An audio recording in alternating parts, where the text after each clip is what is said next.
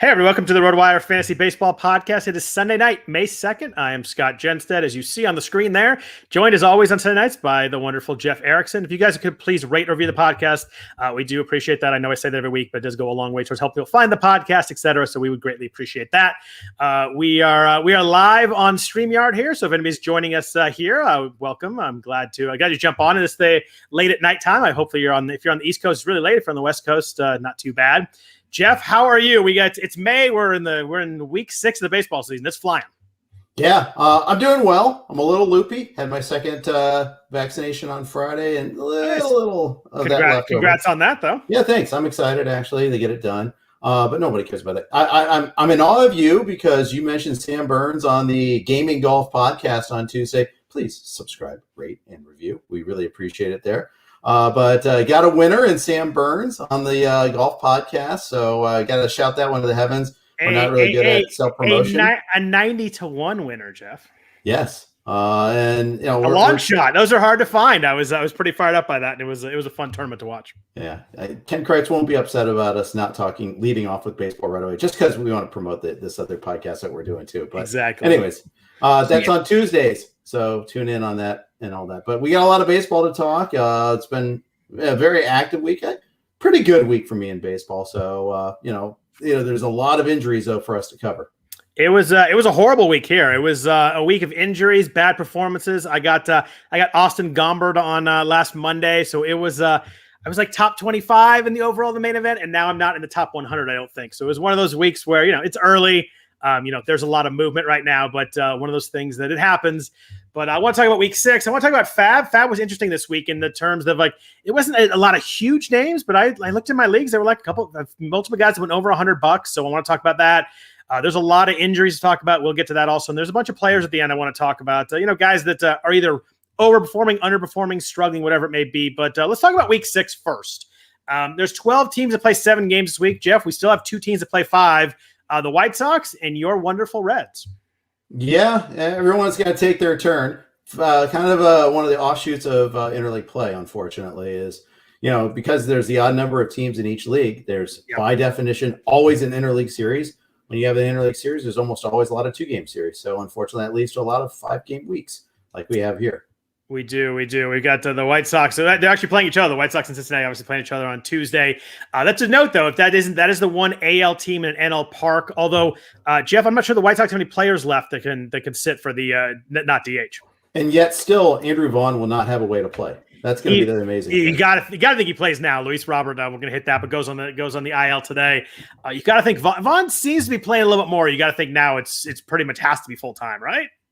You would think so, but not really. I think it's Lurie Garcia. I'm leery of Lurie, but he's going to qualify a lot of places, and he's going to run. And, Tony La Russa loves himself some speedy guys. So I think they'll find a way to do that. I think some of it is defense, though. I mean, some of the reason why Vaughn doesn't play as much is he's a first baseman trying to play left field. Yeah. Speaking of which, do you think that we're going to get any weird Rocky stuff with them playing Matt Adams over CJ Cron at first base any more than they should, like once a week? I don't even want to think about that. It's painful, isn't it? Painful. I mean, nothing against Matt Adams, actually. I mean, I'd like to see him. I mean, he's actually a pretty ideal platoon partner if you're going to have platoons.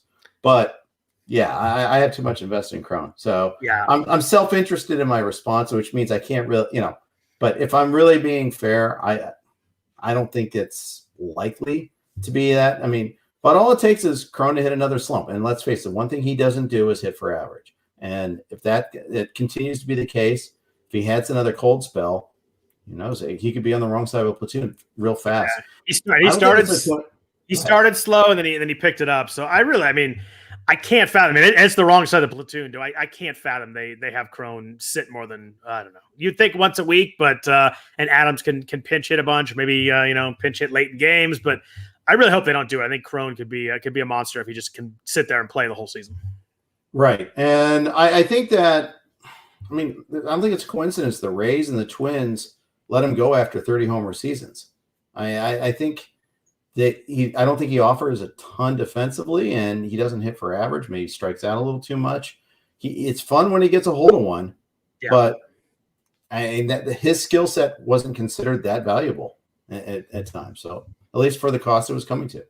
Someone's asking what actor you look like. The answer is Ryan Reynolds. Jeff looks like Ryan Reynolds, so that's what we're going to go with. I haven't heard that one before. I was just trying to give you a compliment. Thank you. I do appreciate any compliment I can take. I mean, they're far and fleeting. So before we get to FAAB, let's talk about some good schedules this week. I think I like the Twins most of the schedules. They play 7 games. They have 4 at Texas, which is not the best place to hit, but I like hitting against those pitchers. Then 3 at home against the Tigers. Obviously, none of those guys you really worry about pitching wise. I think it's a big week. Big week for the Minnesota offense this week. They need a big week. What's the weather supposed to be like there? Texas will be indoors, which is nice. I don't know what the weather's like next weekend in Minnesota, but you got to be thinking it's warming up by now, right? You would think, but it is Minnesota. They have 2 seasons. It's winter and June. It's 61 and sunny on Friday. Dips down a little bit to 54 on Saturday and 57 on Sunday. Okay, no sleet storms. That's a start. Compare that to the last time they were home when they were playing Pittsburgh, and it looked miserable there. And that was, by the way, a weekend ago. That's why I get a little wary still in Minnesota. But yeah, that's one thing we didn't have last year. We didn't have the hey, let's fade those Minnesota hitters in April. We forgot to talk about that really. Yeah, we did. I think we were just so excited there was actually baseball in April, but we talked about a little bit season. Yeah, we talked a little about cores, but I think the cold weather and rainouts were tough in a lot of spots. And you get a lot of those 9-inning games get rained out into 7-inning games that you're losing at bats there too. The A's are interesting this week. They have 7 home games, but they get 6 lefties. You don't see that very often. A good week if you wanted to slide in Steven Piscotty. He'll probably play a bunch this week. I wish Chad Pinder was back because it'd be a good week for him. Jeff, I want to ask you, Sean Murphy's hitting cleanup right now. I think that there's not more than probably 2 or 3 catchers I'd want the rest of the way over Murphy. I think it's coming and it's now. And he's hitting cleanup. He's hitting 4th or 5th now that Olsen's back. Probably drop down to 5th. But in the middle of that lineup, a good week for Sean Murphy getting 6 lefties. Yeah, for sure. In fact, we saw that a little bit. With the series against the Rays. I think he homered twice in that series. You can see it. It's coming. Did you see the homer off Diego Castillo? I did. Yes, it was very nice. They were like 450. I was like, there's no way that was only 450. It was one of those like perfect launch angle, perfect swing home runs. Yeah. It was beautiful. It didn't mean anything. They ended up losing in the 9th, but it was nice anyway. Did you happen to see Ramon Laureano's 8th inning today? Yeah, that was eventful. First, awesome. That catch where he face planted and held on, made the great catch, and then Oppo Boppo.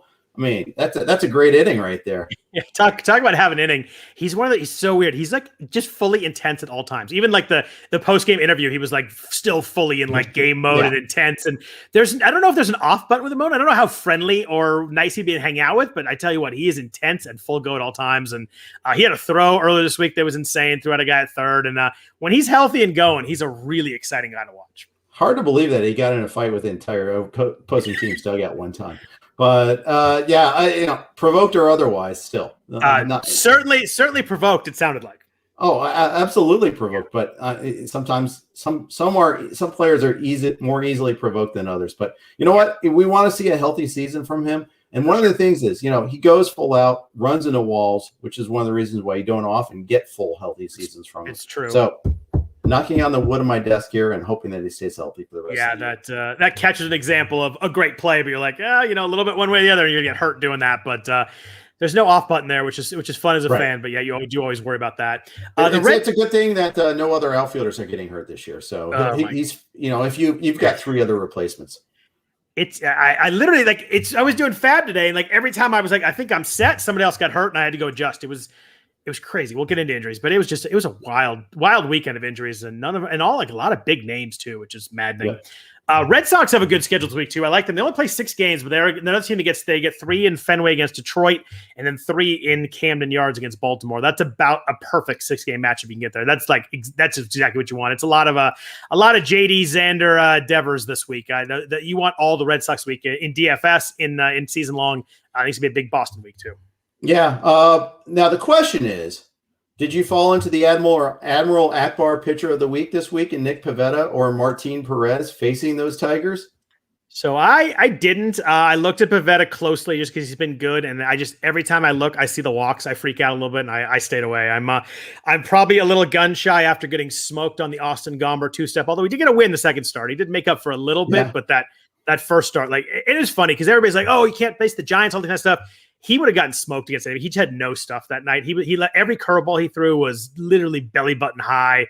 just hanging. He just had no stuff that night. He would have gotten smoked by anybody. It was just a bad time for him to have no stuff coming out of the bullpen. Yeah, I mean, he had the Joe Ross week where he got torched in the first start, and then he sneakily gave you a win in the second one there. But you already like reflexively singing "I am Gomberman." But I still dropped him as quickly as I could this week. Yeah, I know. I did pick up Pavette in one of my OCs, and I did pick up Martin Perez, I think, for a bare minimum and another. Just going for the Tigers start. I mean, they are so bad right now, Scott. Corey Kluber housed them, and Kluber looked good, but like they just have nothing right now. Yeah. I did read a note about how the catcher change is helping a lot of these Yankees pitchers, including Kluber today. That just calling for pitches and sequences, framing, all that. I mean, it does matter. Whether it's attribution error or not is debatable, but they are pitching better now. It was Baltimore and Detroit this week, so. That's the other thing. And it's funny, you and I talked last week. We're like, if people were about the Yankees, like it's going to get healthy. It's going to happen here. And this is the start of it, Baltimore and Detroit. But it's funny, you watch Kluber, he had the highest swing and miss on his changeup in his career today. So like clearly they're calling something right. The pitch is working well. He looked really good. It was funny. It was a 2-run lead late when Chapman came in, and the Yankees now just like, you just can't get anybody on base for Miguel Cabrera. It's just too dangerous to have him at the tying run. And I'm like, you mean the Miguel Cabrera is hitting 115 right now? Like we're not. Yeah. This is not 2011. Like I don't know what they're looking at, but like Miguel Cabrera is not very good right now. No, he isn't. It's the idea of it. It's every time Albert Pujols does something positive, they like or Miggy. It's like, oh yeah, you can't do that to this veteran here. Yeah. It's a reflex. I mean, we all have it to a certain extent. And I know I lapse into, announcer criticism all the time. Don't get me wrong. Like, watching SportsCenter tonight and they're talking, can you believe this wasn't the friendly confines? This was Cincinnati where these homers were going. Have you seen a game in Great American Ballpark? There's a reason why they call it Great American Small Park. It was especially jumpy today too. Yes, it was. I mean, but it's like, yeah. And it just, yeah, we all have those reflexes that okay, this is what it used to be. It's tough to kind of break out of that. I do that too from time to time. Things change. Ballparks change sometimes. So the perception's up. It's been a while since Miggy coming to the plate like really scared you a lot, though. Right. I mean, he can run into one just like anybody else, and because he's all he's doing is going for the downs with every swing. His OBP is under 200 right now. Yeah. It's not good. That's not good. Colorado, we talked about earlier. We're talking about CJ Cron. They're home for the first half of the week. The Giants are going into Coors Field, facing 3 righties. I'm hoping we get a little bit of Alex Dickerson action. Mike Talkman was a big pickup this week too. Got to think they both play the first 3 games just because it's all righties. Alex Dickerson's kind of hanging by a thread though. He needs to get warm right now. Otherwise, that crowded outfield is going to be a problem once Mike Yastrzemski comes back.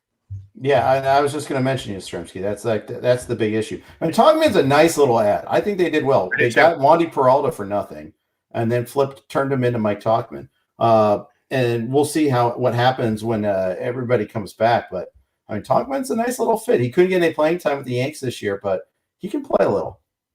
Yeah, I think so too. We'll talk about him when we get to FAAB too. He was a guy that was pretty popular in the pickups.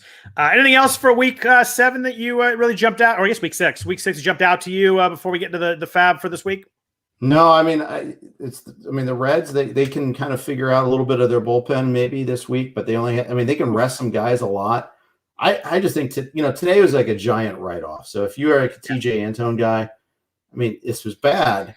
But I mean, he hung a pitch to Ian Happ, and he hung it, and Happ smoked it. I mean, it's going to happen. When you throw that many breaking pitches, it's going to happen. It just happened to get out when he did it. I mean, he make a mistake, and he paid for it. But I still think that TJ Antone's really, really good and is going to have a great season.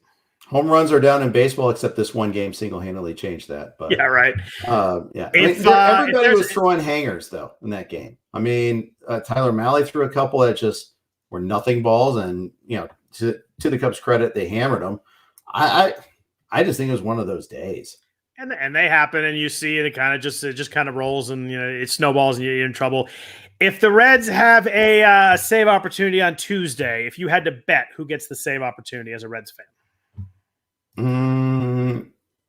Antone, followed by Doolittle, followed by Sims, followed by Garrett, and any one of those 4 has a chance. I think that's the problem. Is those 4 had a chance. If I had to bet, I think Garrett gets the next one for some reason. Yeah, last two outings have been good. Yeah, he pitched later than everybody else today. Maybe just when the pitch, they threw him in extra innings, but great, he wanted to fight the entire Cubs team. But I think that's one of the reasons why they were hoping not to have to use him today, to be honest. So that was weird, by the way. So 10th inning, Garrett comes in, run around second, gets the first guy. They intentionally walk the next guy, gets the next guy. They pull him.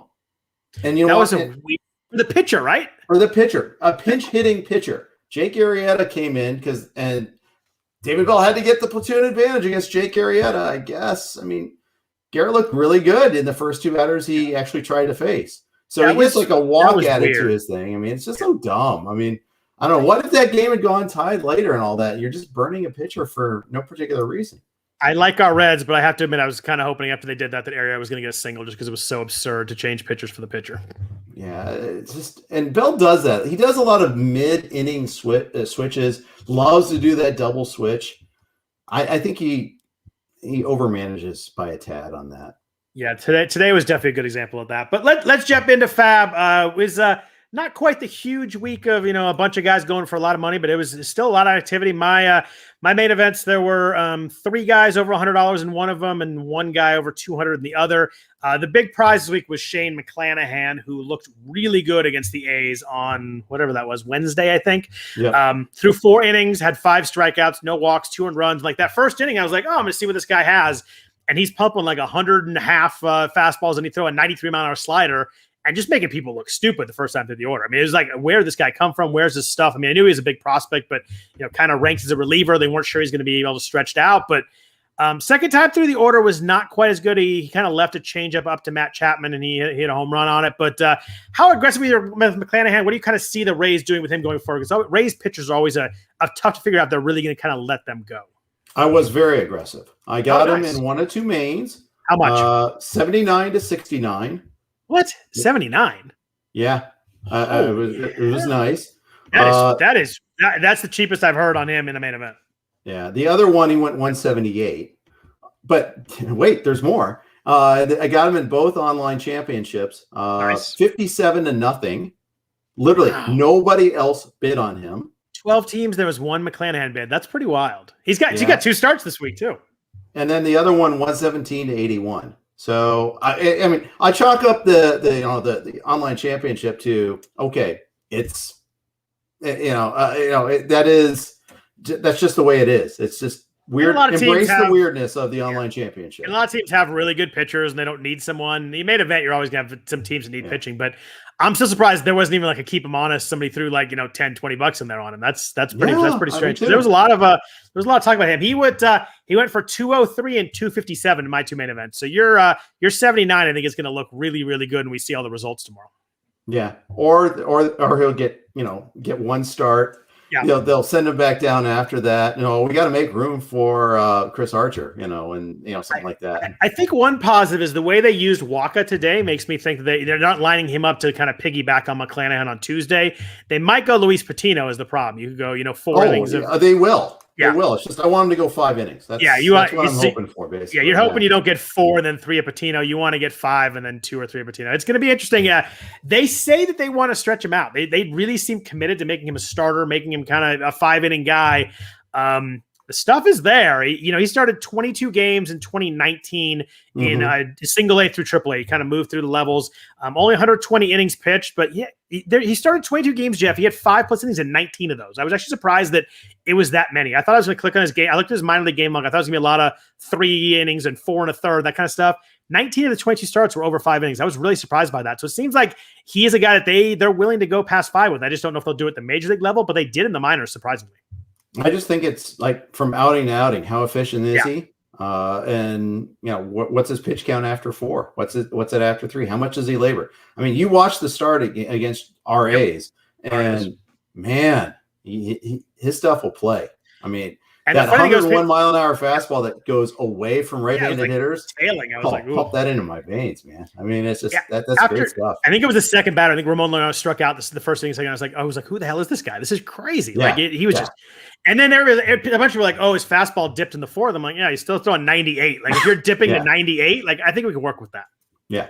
Exactly. So it'll be fun. I'm looking forward. The A's are going to face him again at the end of the week, assuming they stay on schedule. He gets the Angels the first half of the week. So as long as he can get Trout out, who's hitting about 650 or whatever he's hitting, but Trout, Ohtani, Rendon would be an interesting middle lineup there. But it'll be fun. It's definitely one of those guys that I'm gonna flip on his start and definitely watch it because he was really fun to watch. Yeah, it's not the greatest two-step, but it is a two-step, and it's presumably a pretty good team in the Rays. And of course, I just believe in the stuff. You try to find difference makers, guys that can.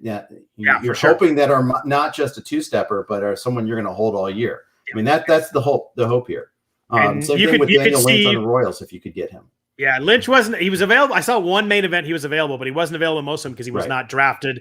So he's going to get 2 starts this week, and everybody's going to be watching. If those 2 starts are big, that's going to be a huge Fabapalooza on him next week. I saw one team, our friend Siege, CJ Kaltenbach they went for like 150 and got him in a league that he was drafted and dropped. And I think that's going to be, if he has a couple of good starts, that's going to look really cheap in a week. Yeah, Siege also got him in the Tout Wars Mixed Auction League. Okay, over Jeff Zimmerman, like 114 to 64 or something like that. It's like a 50. You got him in AL Tout, right? And I got him in AL Tout, and I got him for a little less than that, which again I was pretty happy with. Did he go for a lot less than McClanahan?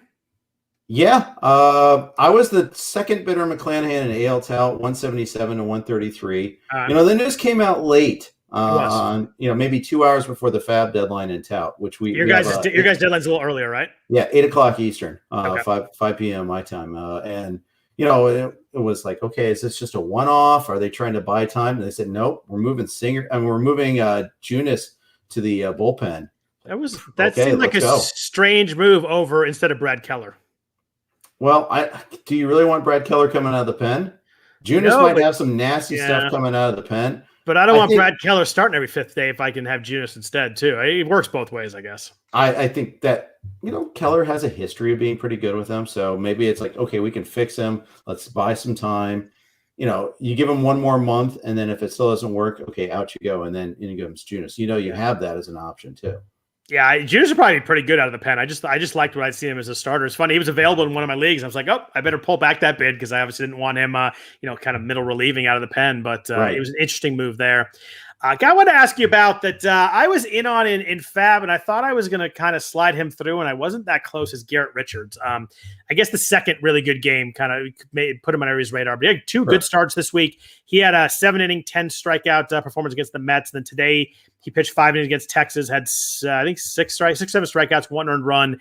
The thing that I liked about him is I went and looked, and he threw 95 pitches today. His 92nd pitch was 95.2 miles an hour. So he kept that velocity the whole way. You can see, you look at his velocity for the season, it's a little bit down. You look at the last couple of starts, he's picked it back up. So I really like to see that bump up. And he had a 6-walk game a couple outings ago. So there's always the scare with Garrett Richards. There's always the scare of him getting injured too. But sure. I don't know, 2 good starts from a guy that at one point in time was going to be a pretty up and coming starting pitcher. I was in on Richards this week, and I got outbid in the main event. I think I was in the 30s, and he went for 54. Went for 67, and I'm in 2 mains. He was only available in 1. He went for 67, beat tied 67, but the team lower in the standings won it. I had a lower bid on that, but I also had McClanahan already, so I wasn't going to get him. So another guy that I thought I was going to sneak through, and I kind of added him late after kind of seeing what was going on in the afternoon games, was Michael Givens in Colorado. Daniel Bard has struggled in a big way. His ERA is now 9 on the season. He's given up a couple home runs. He's given up 16 hits in 9 innings. He's been really, really bad. Givens is, the guy that probably we know in Baltimore, but he's been pretty good.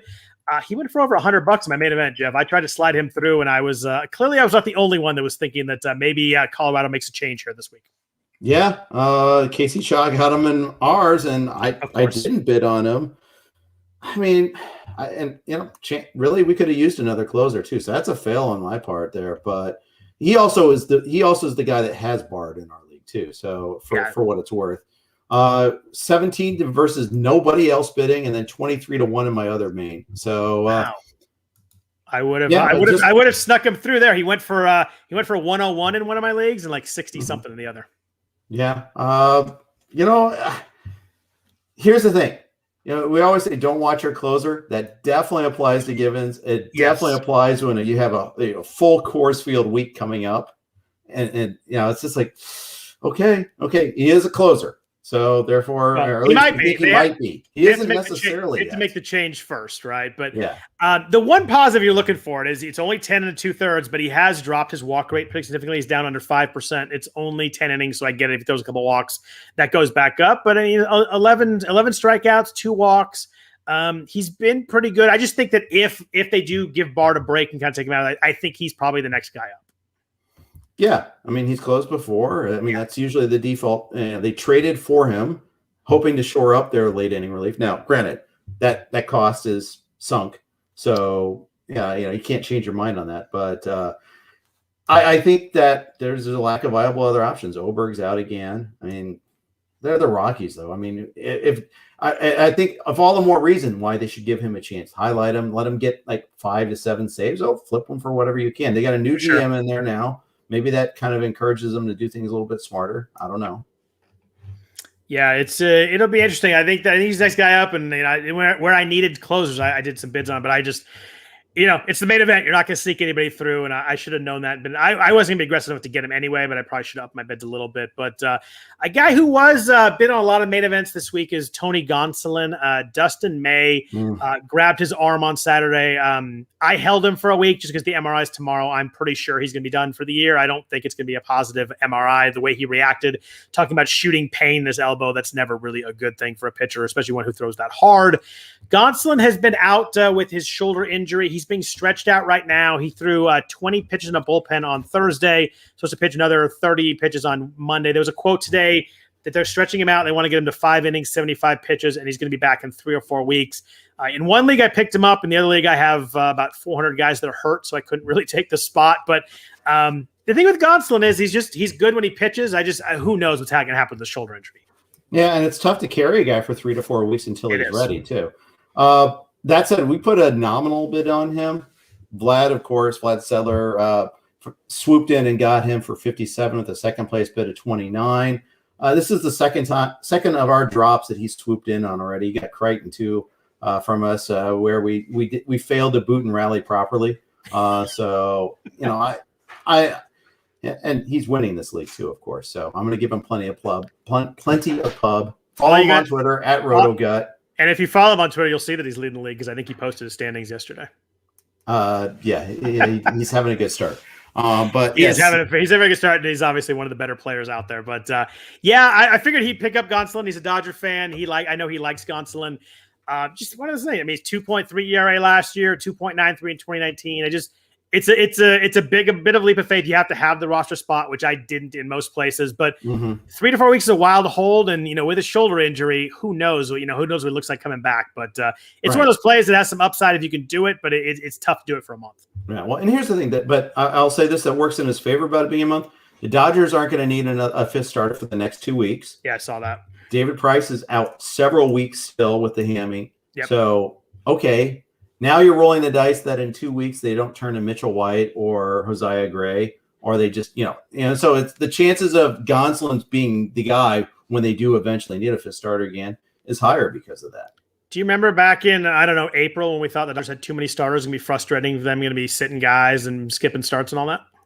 Yeah, I do. I also remember how I moved up and made sure that we got Gonzalen the 15th also, and then cut him after 1 week and then see a chief rival in my league pick him up. So, yeah, I remember all that, Scott. Thanks for bringing that up, though. It's wild how we talked about a month ago that there's too many Dodger starters. They're all going to sit. Kershaw and Buehler are going to skip starts because they have so many starters, and now they're down to 4. Yeah, it's wild, but their bullpen has been just hammered with injuries, too. It's not just the starters. Yeah, I mean, losing Corey Knebel essentially for the year. It sounds like he's not going to come back. Was a big thing, and they're trying to. It seemed like they're trying to be really careful with Kenley on back to back. So they they blew a game. I think it was 2 Sundays ago because they just didn't want to use Kenley back to back, and they blew it in the 9th. I forget who it was. It was I forget who it was, but it was Jimmy Nelson. Jimmy Kelson came in and blew up. But it's just they're trying to be careful with the guys, and they're losing guys. It's just their bullpen's a little bit thin right now. They struggled this week. They've had a tough 10 days, which they probably won't have many bad stretches like that. But I think they let it all out today. I think they scored about 16 runs on Milwaukee. But that was to save a 4-game sweep too. Yeah, I mean they've run into this juggernaut schedule with Padres, our Reds, and the Brewers. There you go, our Reds. I love it. We talked about Nick Pavette. I think we were talking before we started. You picked him up in a league. He was another guy. He's got 2 starts this week. We were talking about Boston, Detroit. 2.81 ERA was for 5 starts, 25 and 2/3 innings, 24% walk or strikeout rate, 10.5% swing strikeouts. He's been missing some bats. Every time I look at him, though, I see those walks, 16.3%. That's way above his career norms, though. He's usually not. That's almost double. Usually a single-digit walk guy. How good are you feeling about your Pavetta 2-step this week? Oh, I think it could be an Admiral Akbar. It's a trap, but I took the chance on it anyhow in one of my onlines because I think I needed to do some dramatic moves. But the thing is, it's Detroit and Baltimore too, so it's good matchups. Yeah, I mean it is. I think it's in Baltimore though for the second. It is. The second one is. Although really, Fenway, Camden. I mean, they're Orioles Park at Camden Yards. Sorry, I got to call it by its proper name. But both of those, I mean, aren't great locations. So the location matters less than the opponent. I mean, the fact is, in an American league, if there are, unless except for maybe the Rangers, are there 2 opponents you'd rather have more? No, probably not. Definitely not the Tigers. Maybe the Royals. Maybe the Rangers. But that's it. Yeah, the Royals just win games though. They don't. Their offense seems to be struggling, but they just find a way to win games. They get a lot of good pitching. Yeah, they do. I think Danny Duffy's given up 2 runs, 1 or 2 runs all year. Yeah, he's been really good. He goes 5 innings, maybe 6 every time, but that's good enough. It is. So let's jump into the hitters on FAAB this week. But first, a note from our sponsors. So, Jeff, I want to ask you about the first hitter I was looking at this week. Tyler O'Neill was drafted in a bunch of places, then dropped. He was kind of picked up in some 15s last week when he came back, but he was available in a lot of 12-teamers this week. He's been stealing and running he's been stealing and hitting since he got returned from the IL. He has now has 5 home runs, 2 stolen bases, hit 270 over his first 65 plate appearances. Playing time looks pretty locked in right now. The Cardinals definitely need some outfielders. Smoking the ball, 46% hard hit rate, 19% barrel rate. He's just mashing right now. The K to walk is brutal, though, and always the concern. He's got 22 strikeouts and 1 walk. That is obviously a ratio you're not very happy with. K rate's 34%. How do you feel about O'Neill? Obviously, the talent's there. The skills are there. What do you think about him kind of stat-wise going forward, though? He is my son who has returned. Like in the Michael Scott trying to say prodigal son sort of way. We got him back. Shu and I got him back in one of our 2 mains. And nice. In fact, we picked him up in both mains last week. And good timing. Yeah. Well, he came back on Sunday last week, and it was like, we got to be aggressive with this, or maybe it was Saturday. I forget, over the weekend at some point. And hey, trying to find an outfielder that can run and hit for power. I mean, that's practically a unicorn right now. We talked about it, I think, last week, but outfield is crazy difficult to find right now. Yeah, and in fact, tried to bid a little bit on his compadre Harrison Bader, who homered today. That he's the next one of those in line. Finally healthy, finally back after missing the start of the season. But he's also a power speed combo that can kill your batting average. But when league-wide batting average is 230, you really don't care that much. Yeah, I mean, yes, he can hit 125. It's possible. But if he hits 220, 210, who cares? It's wild that we're there, but it is true. If a guy hits 215, 220, he's not killing you anymore. That used to be death. Like even 5 years ago, you get a guy that's doing 215 at full-time at-bats. That was just an absolute killer. I remember a few years ago, a live main event, I was like excited that I got Harrison Bader in the 18th, and then I wasn't excited the rest of the year. But great story. But he's viable, and I'm telling you, you've gone over this time and again.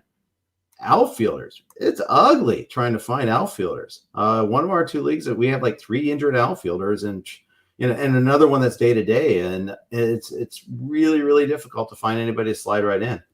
Yeah, I've been having a lot of trouble. I had John Birdie in 1 week, and when Brian Anderson got hurt, and he was playing every day, and I think he had like 2 hits all week. Did steal a base today, but it's tough to find anybody that's productive. In 12-teamers, Andrew Vaughn has been dropped a bunch. We talked about him a little bit earlier. We talked about the White Sox starting to play more. Luis Robert is on the IL. We don't know for how long, but he has the hip flexor strain. He's gonna be out for at least a little bit. 59 plate appearances so far for Vaughn, no home runs, 1 RBI. So he's really not helped you in power. Hitting 275, so helped a little bit there. Hitting the ball hard, though. He's got 50% hard hit rate. He's got 10% barrel rate. He's a 13% fly balls right now. So that's like obviously killing him any chance at home runs. That's going to adjust. He was kind of a mid-30s guy for fly ball rate in the minors in 2019. So you got to figure that's going to move up. He's going to start in some fly balls. I think he's more of you're hoping for some power, but more of a really good hitter coming out of Cal. He played 52 games in A and high A in 2018. So he has not had a lot of minor league experience. Losing 2020 definitely hurt him. He would have had a full season of at bats, either a double A or triple A. How do you feel about Vaughn right now as an ad in a 12-teamer? I think he's an interesting ad for sure. Didn't start today's game, which was kind of annoying because he was actually, reasonably strong. His last 6 games, basically last week, 368, 400, 474. He's starting to get it. How do you bench him here and there? Unfortunately, he's played 6 out of the last 9 games, 6 out of the last 10, I think, actually, because he didn't play on Saturday, and I don't think he started today either.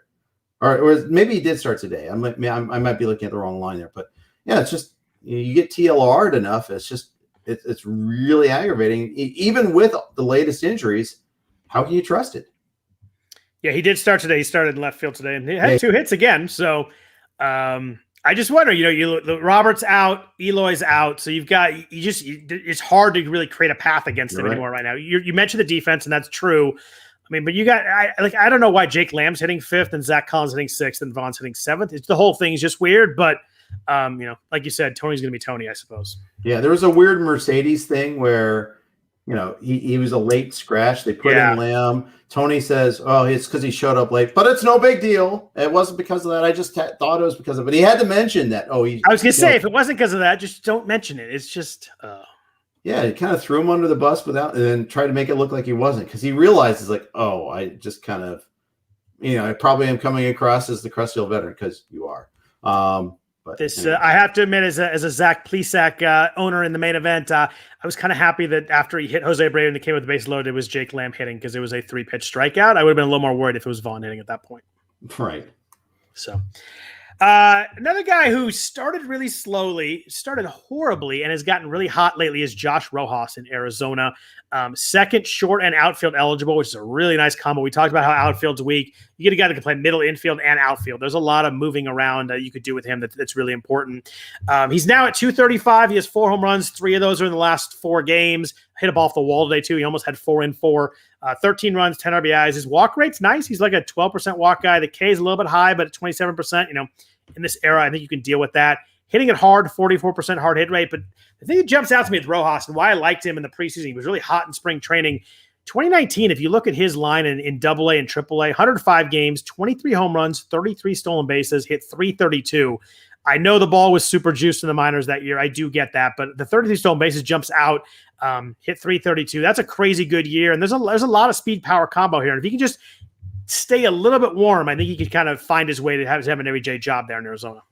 Yeah. And the thing I like about it too is he's basically like cutting into Nick Ahmed's playing time at shortstop. I mean, it's just every day you see him out there. It's after they kind of benched him for a while, and I think I even cut bait in a couple of places. Then he had his that Sunday, the 18th against the Nats, he had a nice little going away present day, home run, Yeah, it was a nice 3 for 5 or 3 for 4, 5 plate appearances, or scored 3 runs. You're like, oh, that was nice on the way out. Thanks for that.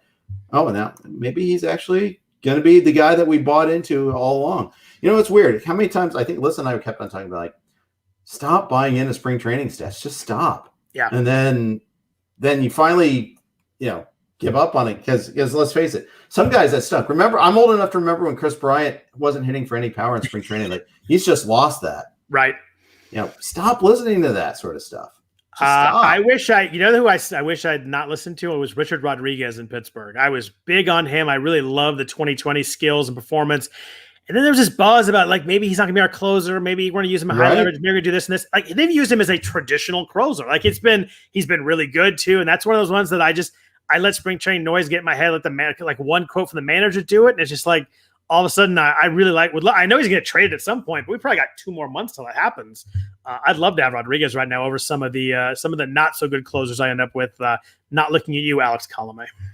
Yeah, I actually cut him in XFL today. I have Rogers in that league still, but Rodriguez has been amazing. Yeah, I held Colomé for 1 more week in the main event to see what they do in Minnesota, but he's a roster spot I'm going to need to clear pretty quick, I'm afraid here. Yeah. Problem for Rodriguez is what we expected all along, though. It's just there's a paucity of saved chances. There is 4 so far. Yeah, that's there's some teams that have got a bunch. Some teams that he does, but I think it's fair with Pittsburgh to say that they're never going to get a ton of them at once. So, Yep. But pitched really well. He's he's been very very valuable so far. The 4 saves plus the really good ratios and the strikeouts. 2 more offensive players I wanted to ask you about before we get on here. So Josh Rojas was kind of the prize at the middle infield outfield, but the guy right behind him that I ended up with at a bunch of spots because I got outbid on Rojas is Mauricio Dubon. He's been playing a little bit more lately, and Tommy LaStella got hurt today. He strained his hamstring. Yeah. So you got to figure the playing time is going to be a little bit more there. Dubon has not been good so far. He's hitting 200 with 1 home run, 60 plate appearances. But you look at his past stints in the minor league, he hit 274 both in 2019 and 2020. His hard hit rate's up a little bit to 34%. He hasn't run much in the majors, but he had a big stolen base season in the minors. He had 38 steals in 2017. Decent walk rate, pretty good K rate. Do you like Dubon at all? I ended up with him a couple spots kind of as a backup because I needed a middle infielder. I needed another outfielder, but I'm not really sure what I'm getting here aside from 3 games and cores coming up to start the week. Yeah, I kind of do. But ironically, adding Talkman is one of the things that kind of hurts him a little bit because he was going to get some time in the outfield. That seems like that's kind of drying up. They still could play Wilmer Flores at second base, and I think Flores is actually a better hitter than Dubon, so it kind of depends on what they want to emphasize. He's only played 2 games at second base, 16 in the outfield.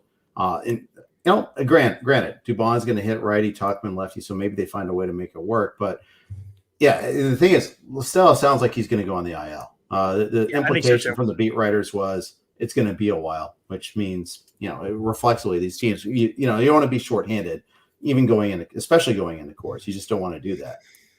Yeah, I was in a tough spot where the Trevor Story got hit in the hand this afternoon, and I don't think I had the news, but I think I did have the news, and the X-rays were negative. But you never know how that's going to work. And if he comes in tomorrow, it's still sore. Maybe they have an MRI. There's just all kinds of little bones and stuff in the hand. So I kind of thought I needed a backup shortstop. I lost Jazz Chisholm on whatever that was Monday. It seems like an eternity ago that he got hurt, and it was on his 7th stolen base too. Like he was just absolutely rolling. Yeah. I think it was actually Tuesday night because I was doing the Triple Play podcast when he got hurt. It was a good time there, but I need to replace him. I don't know, Dubon going into cores, maybe a little more playing time. It's just someone that triple eligibility, maybe he'll help me out and I can save me from the zeros this week. Yeah, I hear you. I think it might.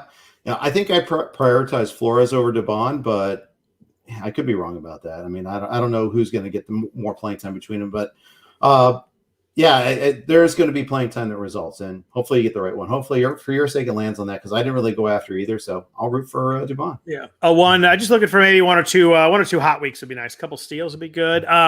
You mentioned Mike Talkman, last hitter I wanted to talk about before we jump into those injuries. He's played all 4 games since he got to San Francisco. It may get a bit crowded there with Mike Yastrzemski back later this week. But I don't know. It seems like if Talkman hits, it seems like it's crowded, but it's not really good crowded. I think Alex Dickerson's pretty good. I don't think Austin Slater is all that good. Steven Duggar, I don't think we need to worry about that very much. If Talkman can hit, there's a lot of guys there, but there's nobody that I'm like super worried about him not being able to beat out if he plays well. He's not going to beat out a healthy Yaz though. No, I put Yaz separate. I think he's starting no matter what. Yeah. And Yaz is supposed to come back Friday, I think. Yeah, Friday. So bad timing for him. He misses cores. But aside from that, yeah, I mean, I think, I do think, and I think they targeted Talkman. I think this is a guy that will fit in pretty well. That's one thing the Giants, they aggressively platoon. That means for the most part, he's being on the good side of the platoon is very important. It does mean, though, that Slater and Ruff, Dubon, Flores, those guys are all going to play whenever there's a lefty, though. Yeah. But, I mean, you look at Talkman, and you could squint and see some really good stuff. He did a homer today. Yeah. 2020, he was pretty quiet. Did have 6 stolen bases, though, kind of quietly had 6 steals. But 2019 in New York, he had a really good year. He hit 277 and 296 plate appearances, 13 home runs, 6 stolen bases. And you look at the minors. I mean, 2018 in AAA, granted it's Colorado. It's their AAA, I think, is in Colorado Springs, which is a huge launching pad. But 20 home runs, 12 stolen bases, hit 323 over 112 games. There's been some good here, and you could see him maybe getting hot. Off a free agent wire, I think he's probably a pretty good shot, especially with them going to course. Yeah, I think so too. I definitely like picking him up. And he had multiple 20 stolen base years in the minors, so there's some positive there. But you're right, it's crowded. So, but anybody else FAAB wise you want to talk about before we jump into the plethora of injuries? No, I think we pretty thoroughly covered the top guys this week. We mentioned Luis Robert a couple times. He hurt his leg. He was beating out an infield single, and it was weird. He took a step before the base, then stepped on the base weird, and then you could tell he couldn't even put any weight on his right leg when it happened. I was watching it. They say he has a right hip flexor strain, which honestly is probably really good news compared to what I thought it was going to be when I saw him get hurt. But he is headed to the IL. We don't really have a timetable on him yet. That's pretty bad, rough for someone you took in the third round. Yeah, and you just seeing him get helped off without putting any weight on it, and seeing, that's the part that kind of freaked me out. But and the fact that they immediately said he's going on the IL, that's never good. Yeah, and a hip with a hitter like that, I mean, a guy with a lot of pop and the guy that you want stolen bases from, definitely not a good sign there. Jesus Luzardo, I don't even know if I can talk about this one. Went on the 10-day IL. Fractured left pinky. He hurt it hitting a table while he was playing a video game before his start on Saturday. That's actually a true story. I didn't just make that up to be funny. Bumping a table. I saw hitting a table, and then I saw bumping the side of a table. I'm like, there's no way he bumped a table and broke his pinky. Right. He clearly was being demonstrative. Like, it's just. And then they checked him out, and the A's crack medical staff were like, "Yeah, you're cool. Go pitch today." And then he didn't pitch well, and now he had the X-ray or whatever, and he's got a fractured left pinky. I haven't seen a timetable, but I imagine for a guy in his pitching hand, that's got to be a little bit of time, right? Yeah, he had some sort of contraption on his hand today. They showed, and it doesn't look great. It's just it's so maddening. He hasn't pitched great. There's been some signs of him pitching well, but just giving up too many home runs. I don't know. It feels like the A's have weird injuries like this. It was Drew Pomerance, I think, punched a chair a couple of years ago after an outing and was out for a while. It's just don't punch inanimate objects. You lose every single time. Especially when you make your money with that inanimate object, or when you make your money with that hand that it's right. maddening. Right. Have you ever punched? Have you ever really punched anything in anger, Jeff? Scott, I'm a calm man. I'm a peaceful man. No, I have not. I punched a hole in our closet in college during a Madden football game, but a not really real closet, and no one pays me millions of dollars to use my right hand, so it didn't really matter. Yeah. Hey, Cole Irvin stays in the rotation because of this. In fact, he gets a two-step. I saw him available in some leagues. What are your thoughts on him? Tough. I watch him, and he's just a pretty good pitcher, but he's not. There's no dominating there. But the changeup's really good. He doesn't walk guys. I liked what I've seen. I'm just a little wary that I think it's a little bit of smoke and mirrors so far. I don't think he doesn't have that dominating stuff. The interesting thing now is that if someone else gets hurt, or if Mike Fiers is not good, Dalton Jeffries is now next guy up, which I think is a little more interesting than Irvin. Those big Dalton Jeffrey bids are going to pay off. Finally. Yeah, those people that bid big and have dropped him since. But right. I think Irvin will be solid, not kill you, but not really be great either. If that's it's kind of a cop out, but I think he's kind of just a middling guy right there that is good in baseball terms, been really important for the A's. But fantasy wise, I'm a little hesitant on him. Yeah, but by the way, before anyone says that comment aged poorly, I guess I did bid on Dalton Jeffries in mixed labor and got him and dropped him. So I'm self-included as far as that goes. I'm not trying to just dance on your fantasy grave. We talked about Dustin May a little bit earlier. We were talking about Gonzalen having an MRI Monday. I'm not optimistic in any way this is going to be anything but a serious long-term injury. You say I heard something pop. I'm like, okay, done. Shooting sensation up your arm and your elbow. It's just, and you felt like you can look at his stats. The breakout was it was there. He was looking, he was striking out more guys. Finally, the big final step to him being a really good pitcher, both major league wise and fantasy wise, was boosting the strikeouts. And he had done that this year. He was at a 37.6% K rate, almost doubling his K rate last year. You could tell he was figuring out how to mix his pitches. It was all coming along. I mean, I had him in the main event. It was really fun. I was looking forward to it. And it just he threw that pitch. It was kind of sickening for Dodgers fans, for baseball fans. He's just a fun guy to watch too. Unfortunately, it's a bullet point for two maxims. One, that elite velocity eventually turns into strikeouts. Yep. But two, elite velocity often turns into arm trouble too. Yeah. And we're seeing that a lot of times. It's a bummer. I don't want to avoid these guys because the payoff is so high when they stay healthy and they pitch. You see what's happening with DeGrom now. He's throwing 100 for crying out loud. And you just see that. But at the same time, you're kind of always paranoid about when's the hammer going to drop on them. Can you make it through the season, a good chunk of the season?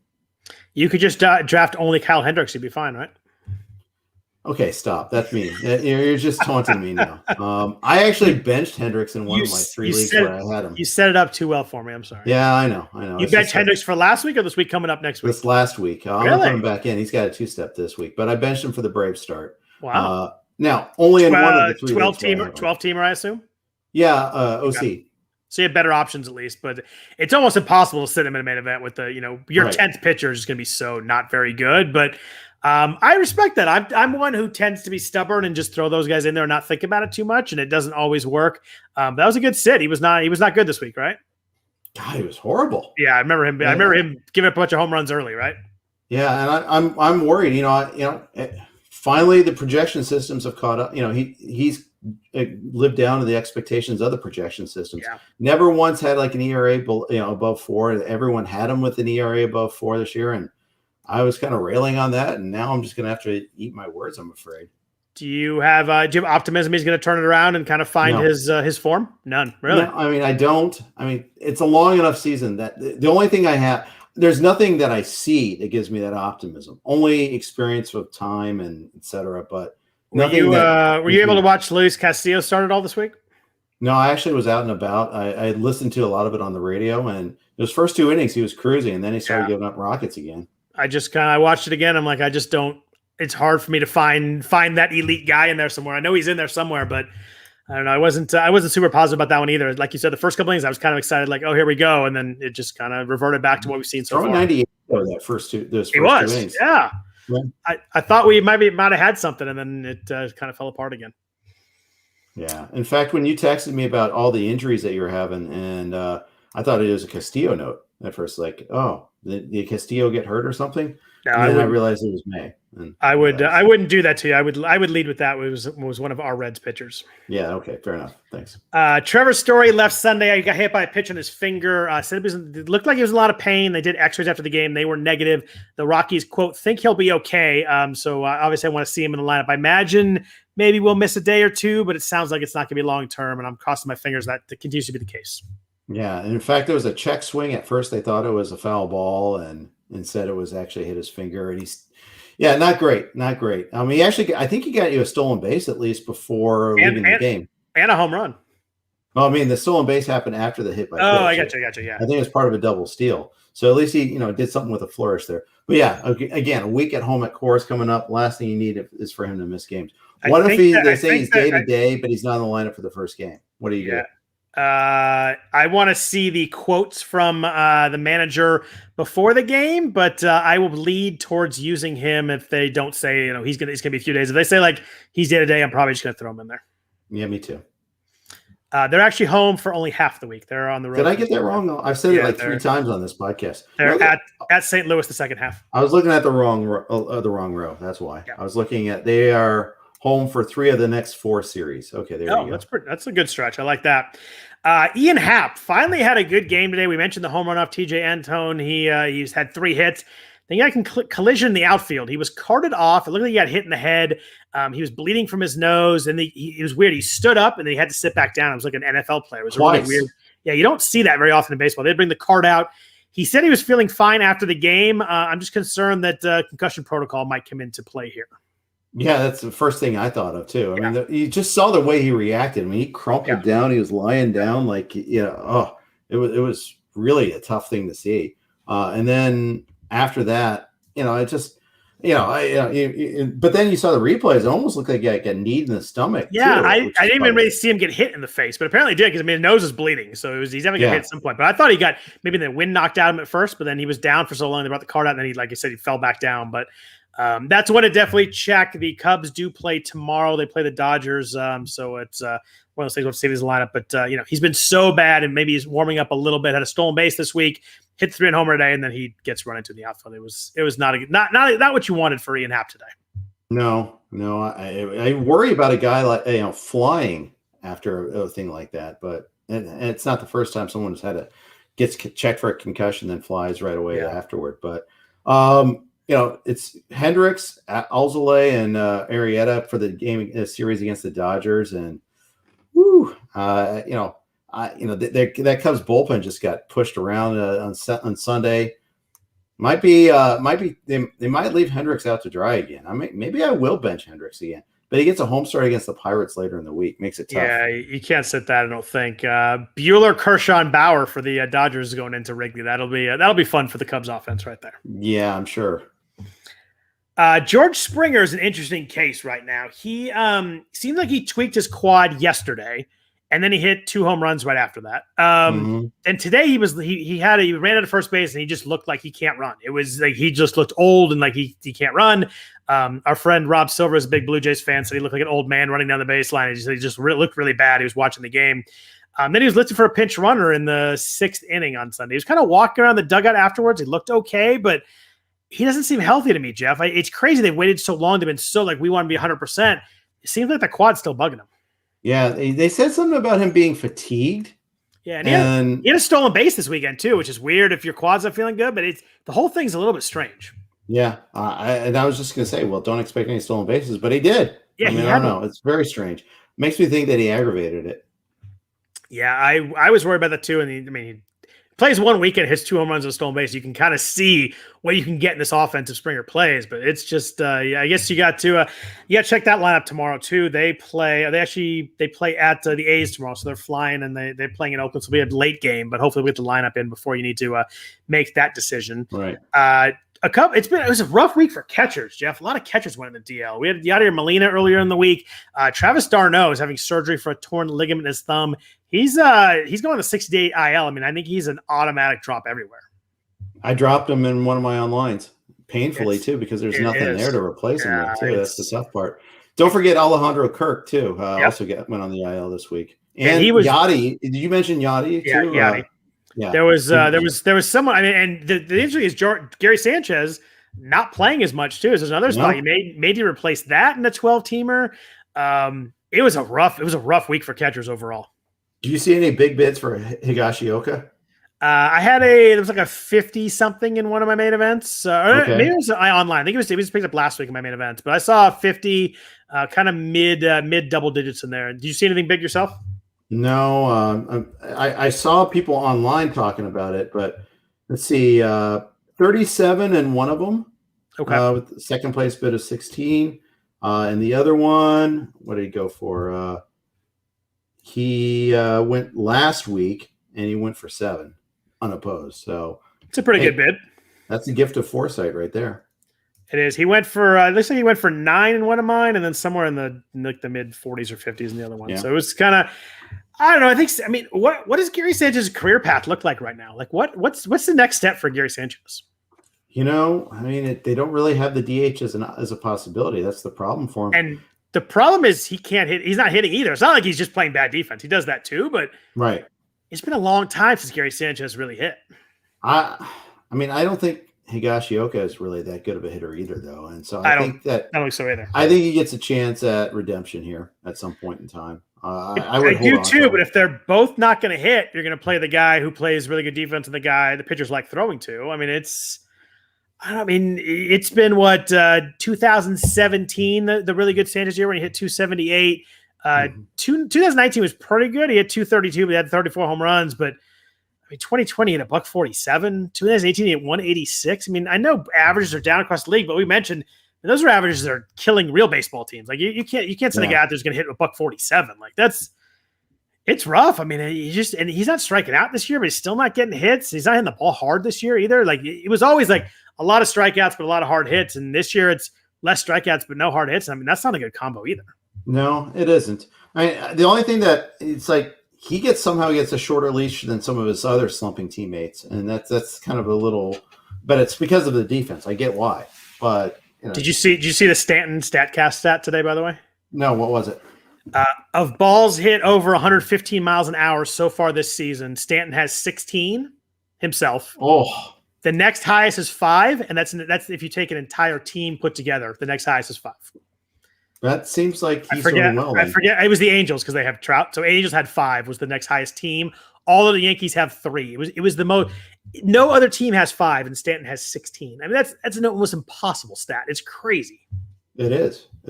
You would think that he'd be leading the free world in every stat because of that. Yeah. But he had a single up the middle today that was like 118. It was just absolutely scalded. That like the shortstop couldn't even make a move. It was wild. But so we mentioned d'Arnaud, we mentioned Alejandro, Kirk, Wilson Contreras, another catcher. He left Friday with a tight right thigh. Sat Saturday and Sunday. Did enter the game late today for defense, so there's a good sign that they don't think he's going to go on the IL. So they obviously threw him in there late for defense. Although they had no players left, right? Yeah, they had to bring him in after the Hap injury. They moved Walters to second. They moved someone else out to center field to make all of it work. Why is Walters trying to steal home? If he gets his foot down on that slide, he's safe. That was a weird slide. He like stopped and just kind of fell underneath the catcher. It was like a weird play. And it would have worked if it weren't for that meddling replay either. But they originally called safe, and he did beat the tag, except his foot was like hovering over the plate. And the one time that the replay actually got something right. That was not a very good. It's not a very good tag by your catcher, by the way. I think he was kind of surprised. I think he's not that. I think he thought Walters was going to kind of just run into him and stop, and all of a sudden he stopped and then just like fell down. Yeah, right. He thought he was going to just give himself up. And yeah, it's a strange play. Barnhart's usually pretty on top of things too, which is the funny thing. Well, he homered later, so it was all right. Or he homered earlier. He made up for it. The Milwaukee outfield is right now sounds like it might be getting a little bit healthy. Both Christian Yelich and Lorenzo Cain are going to be activated during the upcoming series in Philadelphia. They annoyingly haven't given us a day. They just kind of left it very vague. Mm-hmm. I don't know. I'll believe it when I see it, when I see Yelich's name in the lineup. But what do you do with Yelich and Cain this week with that news? They have 4 games at Philly. You just start them and hope if you get 2. Yelich, you start. If you get 2, that works. They're all righties. You figure if you get 2, that works really well. I mean, I start Yelich. Cain depends on how desperate you are. Cain, I'd wait for sure. Yelich, I'm for sure starting. Okay, I think I agree there. I think I'm going to start Yelich. I'd like him to play Monday, but as long as they keep with he's going to play in Philly, I hope maybe Wednesday's the worst case. I think you just got to do it. He's just so valuable player if he's in there and healthy. But it's gonna be interesting to watch him. I'm not convinced that he's ready to go and gonna not get hurt again, but certainly need him to. He's one of those guys that every at bat gonna watch for a little bit and see how if he's swinging freely, how the back looks, if he's running at all. It'll be an interesting first couple weeks for Yelich off the IL. Yeah, I think he's your first round draft pick. I think it's a good point. With your reservations, including your reservations, you just have to go with it here. Yeah, I agree. And obviously, if he's in the lineup tomorrow, then you're obviously starting him. Of course. Chase Anderson on Wednesday. Give me that. Yeah. I'm granted you got Nola and Wheeler in that 4-game series too, which isn't great, but you just have to go for that chance. Especially because replacement value in wide receiver is so low right now. Outfield. I was like wide receiver. I don't know why I said that. I'm not even looking at anything, and I just said wide receiver. That's so weird. A little too much NFL draft for you, apparently. Yeah, I guess. It's a terrible TV event. Still, I'll go to my grave with that statement. No, you're not the only one. It listed a little video thing on that. I did see that. I like watching the first 8 picks. Then I'm like, I'll just find it. I can maybe background noise, but it takes so long. It's painful to watch. I just watched the first round, especially because there's 2 Northwestern guys this year, plus the Bengals had pretty awesome.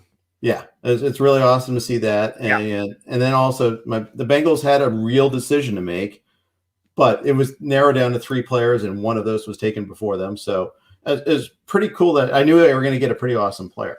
Yeah. No, it's a good thing. And obviously my Niners were up there, so I was watching this year. But we talked about catchers earlier. We missed Omar Narvaez is out for a couple weeks also, a strained left hamstring. So there's 4 or 5 teams in every league that look at catchers this week. That's a tough place to be. Usually if you lose a catcher, you want it to be like nobody else is bidding, so you can go low. If you're bidding catchers this week, you had to go with multiple conditionals because there were so many teams looking for catchers. Yeah, the Brewers lost 2 catchers. They let another one go in Nottingham, and then found a way to trade back for him. And he homered twice today. Yeah, they called trade backs, and it worked out. Nottingham was the guy that came over in the Chris Davis deal to the A's. Yep. At one point in time, it was just, that was considered a colossally bad trade. They kind of maybe he's like a poor man's Encarnacion where they lose him and claim him back, and then he's good after that. I don't know, but no, I'm just being a little silly. It's just a lot of teams are hurting for catcher right now. I'll say that. No doubt there. A couple other quick notes before we get to a few quick players here. Brian Anderson with the Marlins scheduled return on Tuesday. We mentioned Tommy LaStella left with the hamstring, so he sounds like he's going to go on the IL. And Ryan Weathers, we talked about last week in FAAB, came out, pitched an inning, and his arm wasn't feeling good. Said he's feeling better, and he may make his next start. I don't think you can throw him this week, but the Padres are weird. Between Weathers and Dinelson Lamet, we have no idea who's pitching day-to-day with that team at the moment because we don't know if they're hurt or not. Yeah, they're kind of cagey about that. And in fact, they didn't even name their starter today until this morning. And it ended up being Musgrove, and he wasn't very good. Musgrove must have known, right? Like, there's no way they're telling him in the morning, right? You hope? I mean, you would think that, but I think they had both Lamet and Weathers thrown on the side on Saturday. So that might have been, some of it there. But again, I mean, he probably knew last night. You would hope so because you routine and all that kind of stuff. But I don't know, with your main guys like that, I think it just seems like weird to be playing those weird games. Maybe they just don't know when Lamet feels good and can go, but tentatively scheduled to go Monday. But I don't know if we're going to, maybe it'll be a surprise whoever takes the mound against the Pirates. Yeah, and this is where I want to be critical of the Padres medical staff, but I don't really know. But it seems like I guy that's had a PRP injection to avoid Tommy John. He's already kind of a fade to go in there, and then he gets a forearm problem after 2 innings in his first return. Yeah, yikes! Run for the hills. How can you even think about coming back after the minimum 10 days? Of course, he hasn't done that yet, so we'll see. But that doesn't look great at all. So I want to talk about a few players before we get out of here. But first, a note from our sponsor, Moon Baseball Road Trips, the complete guide to all the ballparks with beer, bites, and sites nearby. Arriving just in time for the 2021 season, this brand new from Moon Travel Guides book is the ultimate guide to baseball. The book is as much a travel guide as a dive into classic American road trip, vibrant fan communities, baseball history, and of course, the 30 incredible MLB cities. 7 road trip routes with detailed itineraries. It's organized by region, so you can drive a loop through the Midwest, which I've actually done, cruise along the West Coast, or hit the ballparks from Boston to D.C. I've done that also. Insider advice for visiting each ballpark, not just how to catch a game, but tips on snagging tickets, securing the best seats, and the insider scoop on the best bars and restaurants nearby. The insider scoop came from author and lifelong baseball fan Timothy Malcolm. He served as a senior writer and editor at Phillies Nation, written stories for the Hardball Times, and has been featured on Mets Blog and Yahoo Big League Stew. He's also hosted 2 baseball podcasts, including the Phillies Nation podcast. To write this book, Tim hit the road and explored everything from Boston to Seattle to Phoenix and the Bay Area, bringing the experience of the game to readers across the world. For the ultimate baseball experience this summer, order your copy of Moon Baseball Road Trips, available at online retailers, your local bookstore, or www.moon.com. Jeff, the Mets and Phillies played tonight, and real quick, we mentioned Bryce Harper took a swing and swung and missed, and like he kind of grabbed his wrist and he was shaking his wrist out a little bit, and then he bunted twice in that bat, so obviously he didn't want to swing the bat, including strike 3, foul ball, strike 3, It was almost a base hit in the last one. It was a good bunt. But then he came up late in the game. Rhys Hoskins hit the ball that they ruled a home run, and they changed it to a double off the top of the fence. Harper came in, struck out against Yoris Familia. Didn't look healthy to me. Looked like he was very hesitant in that bat. He took a couple check swings. I'm not convinced that wrist is totally good. I'm a little bit worried about that one. Yeah, I agree. Fernando Tatis hurt himself on his shoulder at the swing and miss. You see that happen sometimes, the lack of resistance. It looked really bad. In the top of the 9th inning, he fielded a base hit and bounced to throw into second base. Also, maybe he does that normally. I don't know. But it also looked like he was favoring it there. And I don't know. I don't know how he stays in the game, to be honest, when you see him bunting like that. I don't know how the manager lets him stay in the game. That's what I mean. That's Bryce Harper. If there's anything tweaked, who cares about that at bat in that game? Get out and check him out and see what's going on. I mean, that's your franchise right there. Yeah, one game in April or May. I almost said April. One game on May 2nd, and versus a long stretch, you make sure he's okay. And and then he gets booed at the end of that, and you're like, oh, of course he's not 100%, but he's a gamer and all that. Sometimes just take the guy out. And the weird thing late in that game is Edwin Diaz gives up the 3-run home run at the time to Rhys Hoskins. They changed to a double, but they were, as they were showing the replay and everything with Hoskins, you didn't notice that you barely could see it, but the trainer came out and talked to Diaz. Yeah, and then Diaz left the game and he went straight down to the tunnel. And they came out and Familia had because nobody was warming up because Diaz had a 4-run lead. He didn't figure it out in a pitcher. Familia came in and had a full chance to warm up. So I don't know if Diaz is hurt, nobody said anything, or if they were faking an injury because Familia needed time to warm up. I have no idea, but I'm a little bit worried about what's going on with Diaz too. No, so we have an update. Good. The back tightness was the issue. So it was. Do you think? I mean, I guess he could be making that up too to get to full time, but not what you want though. I mean, that's you wonder because I mean the trainer definitely came out there and talked to him. Yeah, and apparently, there was a mound visit earlier in the inning when he said he was dealing with a tight back with no outs in the bottom of the ninth. He tried to pitch through it, so that whole inning was all. Why would you have Edwin Diaz on a 4-run lead pitch through back tightness? Why wouldn't you just yank him there?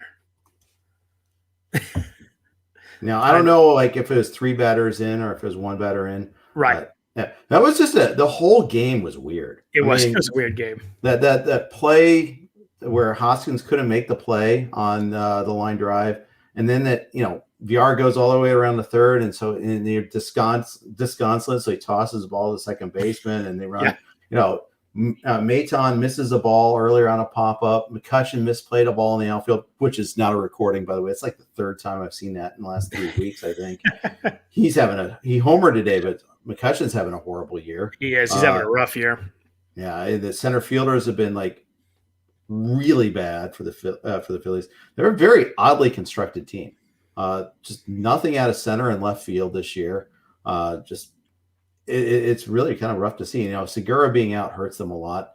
I don't know, and then of course the bullpen melted down today too. When I tell you what, when the Phillies bullpen melts down, it's an epic. They really, really melt down. They do not mess around with their meltdowns.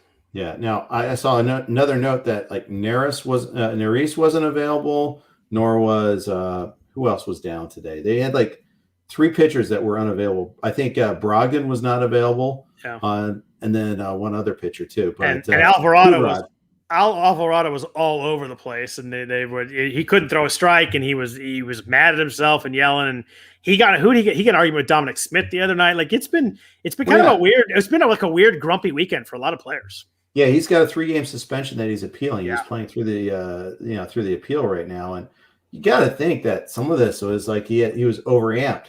For sure. He looked over. He had a 3-1 pitch, and he threw spiked in the dirt, and he kind of cursed at himself. You could just tell he was overamped. But in that game, Francisco Lindor, he now has 98 plate appearances in his first year here with the Mets, hitting 171, Jeff, with 1 home run and 0 stolen bases. You and I talked last week about Louise Castillo being the worst second-round pick. That's definitely not the case. Lindor has definitely been probably worse. And we mentioned Mondesi, who hasn't played yet, but Lindor's weird. You look at his stats, and nothing jumps out to you is really bad though. The strikeout rate's down, the walk rate's good. He's got as many strikeouts as walks, hitting it hard, 42%. BABIP's crazy low at 197. Do you just think this is a really kind of struggling / unlucky month for Lindor so far? I lean towards that. I thought he was priced too high. I didn't draft him anywhere this year. I had him as a keeper in one league, where I had him at a pretty good price. But aside from that, I thought he might be slightly overpriced just because the average was down last year. Didn't stop. He started to run a little less frequently. I don't know. I would think he's probably a good buy target. I will say this: there's something to be said about a guy that's just gotten paid. That A, you can coast, or B, you can press, trying to prove that you're worth it. Both of these things are possible. I don't think, but do I know that either of those things are in play? No, not really. I don't know that for a fact. Could be attribution error. As I look deeper, I think it's kind of attributed to just a slow start and kind of a little bit unlucky also. But I think the pressing is real. I mean, you get a lot of money. You're in New York. Mm-hmm. You want to hit 3 home runs on opening day and kind of prove your worth right away. And the Mets have had a weird, missing a bunch of games and rainouts. They've had a weird schedule of stuff, and they had that that first series that there was the COVID stuff. They've had kind of a weird start. I think he'll settle in, but we're a month in the season. He has 1 home run, no stolen bases. It's not pleasing anybody as a fantasy manager. No, not at all. But I remember there was a year Derek Jeter was hitting 200 going into June, and he still almost nearly won the batting title that year. Yeah. Things turn around. Yeah, a couple. You have a 9 for 12 series, and all of a sudden those numbers look a lot different. It's amazing how fast that can go up. But yeah. And it's amazing to remember that last year was just 60 games, and so a lot of people, you get stuck in that mentality. A guy who is definitely pleasing fantasy owners right now is Ian Kennedy. This is pretty wild. He's got 12 innings pitched so far, 16 strikeouts, 0 walks. That's a pretty good ratio right there. 2.25 ERA, 7 saves, 38% K rate, Jeff. Ian Kennedy is dealing right now, and I don't know what to think about that. He was dealing 2 years ago too. He was. What the hell happened last year? That's what I want to know. He's back throwing hard. He's throwing 94 over 94 again. He was down in the 93s last year, but swing strike rate has not been over 10% since 2015. It's now at 15.5% right now. Like, I get his 12 innings, but he's smoking people right now. He is the closer most likely to be dealt by the trade deadline. Yeah, I'd say he's smoking people right now. Him and Richard Rodriguez, I think the two that kind of fall into that, definitely getting dealt. Hard hit rate, Jeff, not so good. Is 50% before today. So there's some damage coming at some point. Yeah, but I mean, if he's, I think sometimes that's skewed. If you're not giving up much contact to begin with, that's true. If you're striking everybody out and you're throwing harder, you're probably generating more contact, more velocity on that contact. I don't. It'd be malpractice if he's not dealt by the trade deadline, though. I mean, just that it doesn't mean you get rid of Kennedy right now. You can still get 2 more months of saves, but just you get the Shane Green treatment from a couple of years ago. You can get 3 more months of saves. I mean, it's a long time till the trade deadline. Right. Jolie Rodriguez, if you do want to play the long game when Kennedy does get traded, is a guy that I really like going forward. I agree. I liked him, but then he was hurt to start the season, so I couldn't afford to hold on to him in some places. But yeah, I agree. He's the speculative play. He's only thrown 5 1/3, but 7 strikeouts, 1 walk. The other guy that I like, if you're looking for spec, it would take an injury to get there, but I like Ryan Stanek, the setup guy for the Astros behind Presley, has been really, really good too. Yeah, he has. He used to be like the elite opener. Yeah, for the Rays. He was really good doing that, but he's been really good. He's a guy that I think even a deeper league you could probably throw in there if you needed to like save a week or didn't have a starter you liked. I think he's someone that you can kind of slide in. He'll get some good ratios and a couple strikeouts. Yep, agreed. A couple of the guys I want to ask you about. Isaiah Kiner Falefa is a 5 home runs, 5 stolen bases, which I don't think we thought would happen on the home runs maybe all year. He had 4 home runs the last 2 seasons combined at 450 plate appearances. Did have 11 steals, so we kind of thought we'd get some stolen bases. Catcher eligible in some leagues. I know he's catchable in Yahoo and the NFBC's shortstop and third base. I don't think we think the home runs are real at all. I looked at his stats. He's got a 21% fly ball rate. Hard hit rate is up a little bit, but I don't think we're going to have a lot of home runs. But he's leading off, scoring some runs, stealing bases. He's proving his worth so far. What a weird career path. I mean, strange, yes. Came in as a utility guy. Oh, let's move him to catcher. And then, let's move him back off catcher now, and he's our starting shortstop. I think if you can trade him now, you should. Yeah, coming into today, 4 walks, 24 strikeouts. Like you alluded, the power doesn't seem totally legit. Talk up the position eligibility. Talk about those stolen bases. No, I just think it's probably a guy that's going to give you diminishing returns in the long run. So I'd probably try to trade him if I could right now. Pretty amazing for all that moving around. Dude won a Gold Glove last year at third base. That's interesting. Granted, it was because Matt talk Chapman that up in your trade talks there. Say, hey, he's going to stay at shortstop. He can catch. He's a good fielder. It was because Matt Chapman got hurt. Otherwise, he wouldn't have won the Gold Glove. But still, it's pretty good for a guy who moves around and can stick like that. A couple of guys in Cincinnati today. Nick Castellanos and Chris Bryant both homered twice. Castellanos had 5 hits. These dudes are both matching. Both have 9 home runs. They both have 20. Castellanos has 22 runs, 20 RBIs. Bryant's got 20 runs, 22 RBIs. What do you feel about Bryant right now? I mean, it's weirdly like he was not a hard hit guy. Didn't make a lot of hard contact the last 3 years. That is way up this year. He looks fully healthy. Are you buying into this breakout, or do you think this is just a hot month for Bryant? We're going to see maybe him go back to his last 3 years. No, I'm buying into it. I tried to get him in some places. I think if we were drafting today, he goes like in the 4th round instead of the 7th or 8th. Maybe not all the way to the 3rd where he was going before his slumps and all that, but he's healthy right now. He's super motivated, obviously. It's a contract year. And I just think he was playing through a lot of stuff in the last couple of years. They're no longer batting. He doesn't always bat second or lead offs. He does sometimes, but he's also, the thing that was pointed out in today's broadcast is he's jumping on fastballs early in the count now a little bit. But in previous years, I think he had more of an emphasis of working the count and, becoming a different hitter with 2 strikes and falling behind maybe 1-2, 0-2 a little bit more. That's hard to do. So Tyler Mahle threw a nothing fastball first pitch and he took him out. In fact, I think he was 3 for 3 before the Reds finally got him out once. Plus, he and Rizzo both just feast in Great American Ballpark too. I noticed that with Castellanos too. He's swinging at 58% of pitches, which is most since his rookie year. He seems like he's trying to get a good pitch early in the count. We used to kind of wait. He's still swinging and missing a lot, but he's not striking out because he's not getting deep into counts. I mean, like his swing and miss, his swing and strike rate 17%, which is really high, but his strikeout rate's down almost 10% so far this year. He's getting pitches early in counts, swinging early, and kind of not getting deep where the strikeout becomes a thing for him. Maybe pitchers are throwing too many strikes to him. I would definitely agree with that. I would not start him off strike one, strike two. That's for sure. But he's matching. He's a guy that both of us really, really liked last year and this year. He started out really hot last year, but then cooled off. But I think we're going to see a big Castellanos here. I love Castellanos, as you know very well. Here's the difference between this year and the other difference between this year and last year is Jesse Winker's batting leadoff most of the time. Yep. Jesse Winker's having a great year. He's had an awesome year. Yeah. Joey Votto is batting behind him. Quietly, Joey Votto is starting to come around. You know, he had a terrible start to the season, but lately he started to hit a lot better. He's slugging 449 now. He's at, it's not great. It's wild how much he's changed his approach. He's become he's like a get the ball, don't work the count, hit the ball hard early in the count. If I swing and miss, it's okay. He's like completely changed his game. It's pretty wild to look at.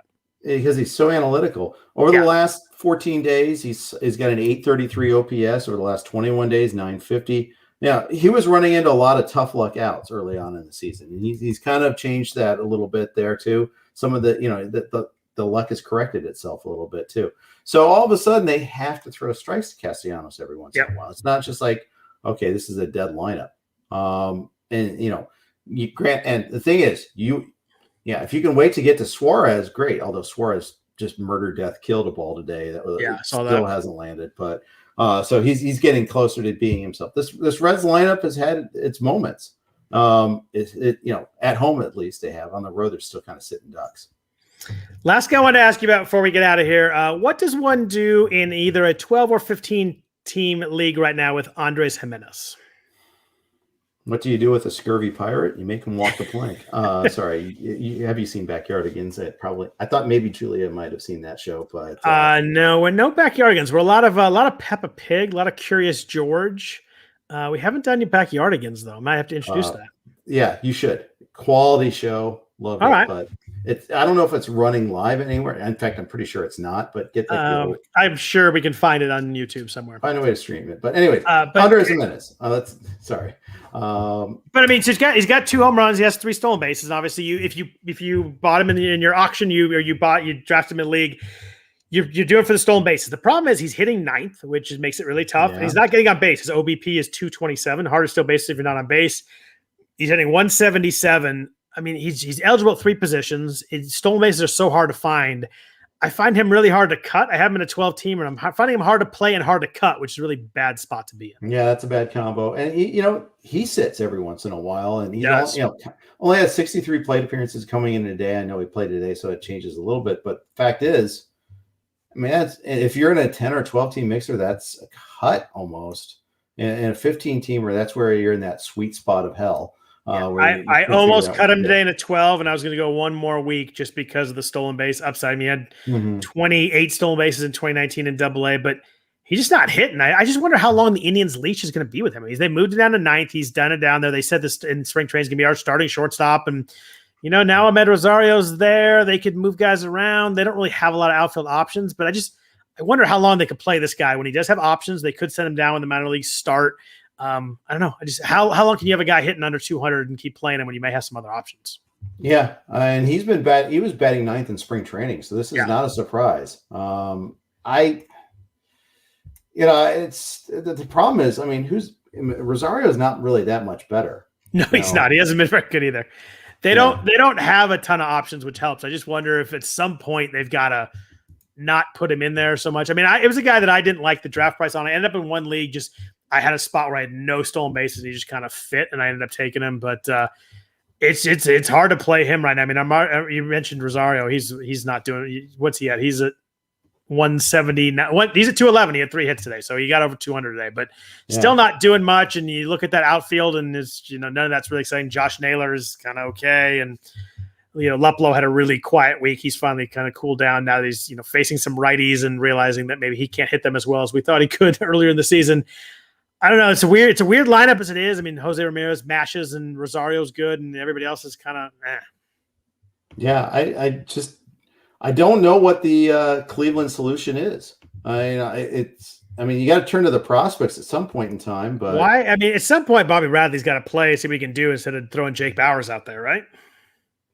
one would think, but here they are, and they just.